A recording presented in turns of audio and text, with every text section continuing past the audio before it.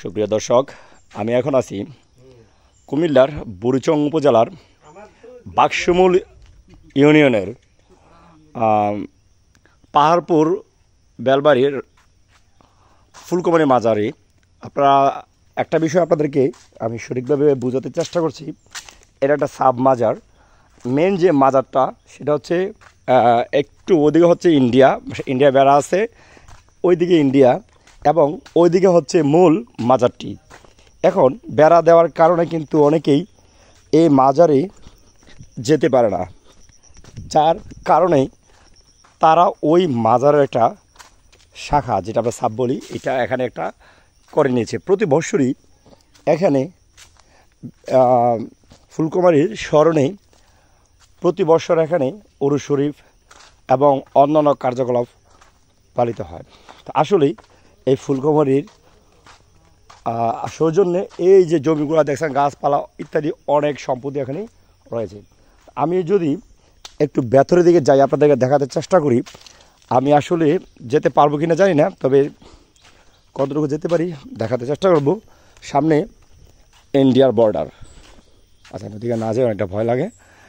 India border একটু এই যে বনটা দেখছেন, এটা পার হইলেই ইন্ডিয়া বর্ডার, এবং ওইদিকে হচ্ছে মেন মাজারটি, আর এটা হচ্ছে একটা শাখা মাজার। আচ্ছা, আরেকটা বিষয়ে কথা বলি, সেটা হচ্ছে যে আপনারা এই যে গাছপালা দেখছেন, লক্ষ লক্ষ টাকার গাছপালা, সবই ফুলকুমারী মাজারের তত্ত্বাবধানে রয়েছে। তো আমরা ফুলকুমারী মাজারের একজন ক্যাশিয়ার, তার সাথে এখন কথা বলবো। বা আপনার তো ক্যাশিয়ার নাকি এটার? আচ্ছা, আমরা এখন তার সাথে কথা বলি। মাজারের কি হিসাবে রয়েছেন? বিসমিল্লাহির রহমানির রহিম। আসলে আমাদের ফুলকুমারী মেইন মাজার হয়েছে ভারতে।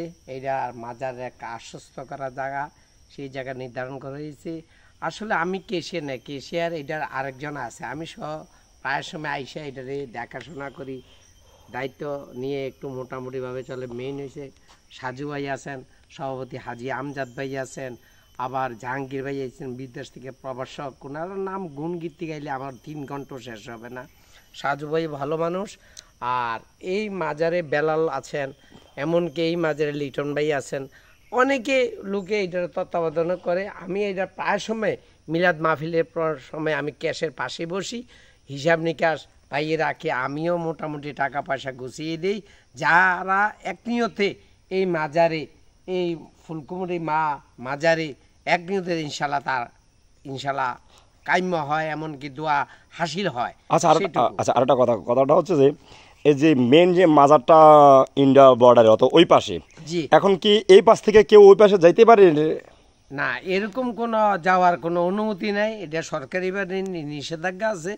ওই পারে এই পারে কেউ যাইতে পারে না। আমাদের এই পারে মুসলমান হিন্দু সমস্ত ভাইয়েরা আমরা সব এই মাজার থেকে নিয়ত করে, যে জিনিসটা করে আমরা ওই মাজারে পৌঁছে যাই। একটা নিয়ত আছে, মা বাবার কবর যদি আমরা এখান থেকে জিয়ারত করি, এক নিয়তে মদিনা পর্যন্ত পৌঁছে যায়।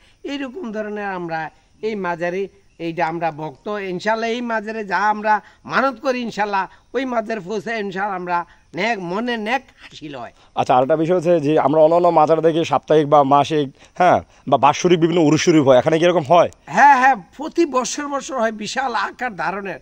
তারপরে আপনার মাসিক নেওয়া, ওই সাজু ভাই আছেন, লিটন ভাই আছেন, এরপরে আমজাদ সাহেব আছেন, ওই শফিক ভাই আছেন কেশিয়ারের দায়িত্বে, ওনারা ও রফিক চার আছেন। আসলে বিভিন্ন এলাকার জাহাঙ্গীর অনেকে এই জিনিসটার অনুদান। আর এই রোডটা আমাদের বীর মুক্তিযোদ্ধা, গণমানুষের নেতা, প্রিয় মানুষ, বাংলার শ্রেষ্ঠ সন্তান, জননেতা জনাব আকলার হায়দার। এই রাস্তা ছিল কাঁচা, এই রাস্তা পাকা করে দিচ্ছেন। উনি গোড়ার প্রতীক নিয়ে ইলেকশন করতেছেন। আমরা ইনশাল্লাহ সবাই দলমল নির্বিশেষে ইনশাল্লাহ বুলেটের নয় ব্যালটের মাধ্যমে ইনশাল্লাহ নির্বাচিত করছেন। এই এলাকার উন্নয়ন প্রায় 1 কোটি টাকা উন্নয়ন করেছেন দীর্ঘ 5 বছর। 3 বছর তো করোনাই ছিল। আচ্ছা, এই যে শালবন বিভিন্ন গাছগুলা দেখা যাচ্ছে, এই গাছগুলা কি মাজারের আন্ডারে নাকি? জি, এইগুলা সবগুলা মাজারের তত্ত্বাবধানে। এগুলা কেটে এইটার উন্নয়ন, মসজিদের উন্নয়নমূলক কাজ করবে, মাজারের উন্নয়নমূলক কাজ করবে। কমিটি আছে, কমিটি মিলে তারা সবাই সম্মিলিত হয়ে এই যে মসজিদ বিশাল আকার হাজী আমজাদ ভাই এটা করবে ইনশাল্লাহ, মাজারের মানে সংস্থার কাজ করবে ইনশাল্লাহ। অসংখ্য ধন্যবাদ আপনাকে। জি।